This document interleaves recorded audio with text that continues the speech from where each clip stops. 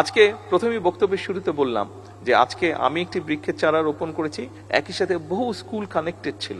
আমার সামনে একটি বড় মনিটর ছিল, এত বড় না, এর থেকে ছোট মনিটর ছিল, সেখানে প্রায় অনেকগুলো স্কুল কানেক্টেড ছিল এবং প্রায় 2 লক্ষ বৃক্ষ আমরা রোপণ করেছি।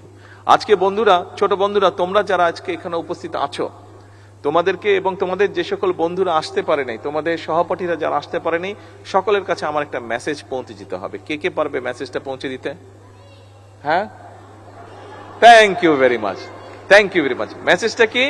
আচ্ছা ঠিক আছে, এখন মেসেজটা শুনতে হবে। Thank you, thank you, thank you. আচ্ছা ঠিক আছে, তোমরা পারবে উপরে যারা আছো? আচ্ছা, থ্যাংক ইউ সো মাচ। আচ্ছা, ভেরি গুড। মেসেজটা হচ্ছে, এখন থেকে যখন বর্ষা আসবে, আব্বু আম্মুকে বলে রাখবে, টিচারকে বলে রাখবে যে যখন বর্ষার সিজন আসবে, প্রত্যেক বর্ষার সিজনে যতদিন পর্যন্ত তুমি বড় না হচ্ছ, তোমার বয়স যতদিন পর্যন্ত 20 বছর না হচ্ছে, প্রত্যেক বছর একটা করে গাছ লাগাতে হবে। পারবে? হ্যাঁ, তুমি গাছটা রোপণ করবে, গাছটাও বড় হবে, তুমিও বড় হবে, গাছটাও বড় হবে, তুমিও বড় হবে। তখন দেখবে তোমার যেরকম বন্ধু আছে, গাছটাও তোমার মতন বন্ধু হবে। যখন অন্য বন্ধুরা তোমার সাথে আসবে, গাছতলায় বসে গল্প করতে পারবে, গাছতলায় বসে বই পড়তে পারবে, গাছতলায় বসে তোমরা বিভিন্ন অনুষ্ঠানের প্রিপারেশন নিতে পারবে। এই যে গান করলে, এখানে নাচ করলে, কবিতা আবৃত্তি করলে, এরকম অনেক ইভেন্ট তোমরা গাছতলায় বসে করতে পারবে।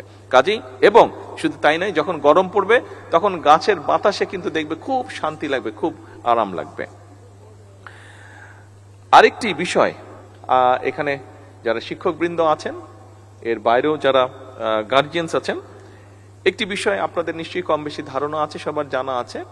দেশনেত্রী বেগম খালেদা জিয়া যখন দেশ পরিচালনার দায়িত্বে ছিলেন, উনার টার্মগুলোতে উনি যেটা করেছেন, আমাদের মেয়েদের শিক্ষা ব্যবস্থাকে উনি ফ্রি করেছিলেন। মেয়েরা যাতে বিনা টাকায়, যাতে বিনা অর্থে যাতে পড়ালেখা করতে পারে। আজকে বিএনপি সরকার দেশ পরিচালনার দায়িত্বে আছে। আমরা সিদ্ধান্ত গ্রহণ করেছি মেয়েদের পড়ালেখার সুযোগ আরো বিস্তৃত করার জন্য। আমরা অনার্স পর্যন্ত মেয়েদের শিক্ষা ব্যবস্থা ইনশাল্লাহ ফ্রি করার সিদ্ধান্ত নিয়েছি। এবং শুধু একই সাথে নয়, প্রাইমারিতে যেরকম আমরা স্টাইপেন্ড দিচ্ছি, একইভাবে আমরা উচ্চশিক্ষার জন্য যারা ভালো রেজাল্ট করবে সেই সকল মেয়েদেরকে আমরা স্কলারশিপ ইনশাল্লাহ দিব।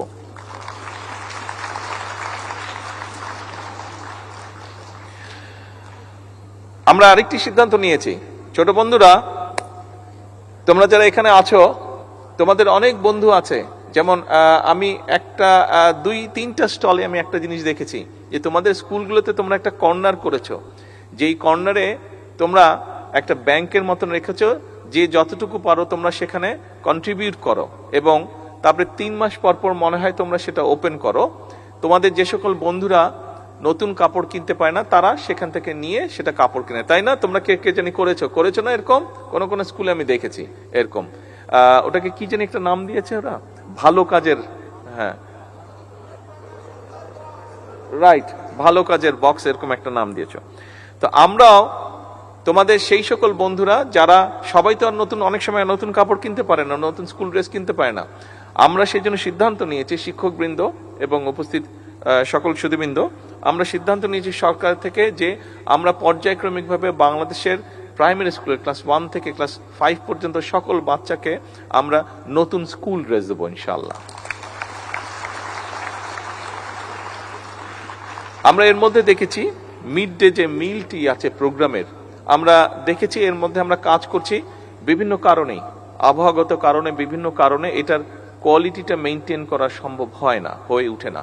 আমরা এটার উপরে কাজ করছি, আমরা আশা করছি দ্রুতই এ ব্যাপারে আমরা একটা সমাধান বের করতে পারবো, এবং বাচ্চারা যাতে ভালো খাবার খেতে পারে, যেটা তাদের জন্য পুষ্টিকর হিসেবে কাজ করবে, যেটাতে তারা এনার্জি পাবে, যেটাতে তারা শার্প হবে তাদের মেমোরি, সেগুলোতে আমরা কাজ করছি।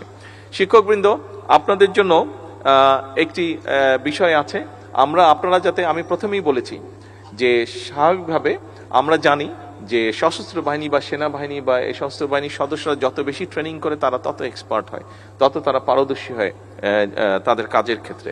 ঠিক সেক্ষেত্রে সেভাবে আমরা মনে করি যে, আপনাদের ট্রেনিংটা যত ভালো হবে, আপনারা তত আন্তরিকতার সাথে এবং তত ভালোভাবে আপনারা আমাদের শিক্ষার্থীদেরকে শিক্ষা দেওয়ার সুযোগ পাবেন, বা আপনাদের জন্য সুবিধা হবে। সেজন্য আমরা আপনাদের ট্রেনিং আরো কিভাবে বেটার করা যায়, কিভাবে আরো বেটার ট্রেনিং দেওয়া যায়, সেটির ব্যাপারে আমরা পরিকল্পনা গ্রহণ করছি। আমি আশা করি ইনশাল্লাহ অতি শীঘ্র আমরা এই কাজটি শুরু করতে পারবো।